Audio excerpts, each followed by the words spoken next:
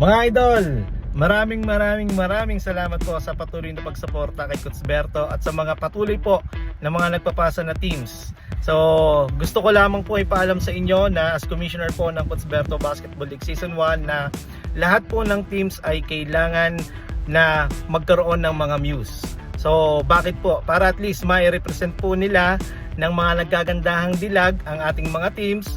And syempre po, sa opening day po natin magkakaroon po ng best muse. So meron po tayong tatlong category, 17 under, 18 to 35 and 36 above category po. So ibig sabihin po, tatlo po ang mananalo ng best muse. So sana po i-representa ninyo, mamili po kayo ng mga magre-represent po ng team ninyo ng mga nagagandahan nating dilag. So, wag po natin silang i-set aside. So, syempre po, part po ng community natin yan na ma-showcase po natin yung mga nagagandahan nating dilag. So, sana po malinaw yon. Wag na po natin sanang sabihin o mag-inquire pa na baka po pwede na yung uniform po ng Muse gawin na lang pong jersey. So hindi ko po i-allow yon.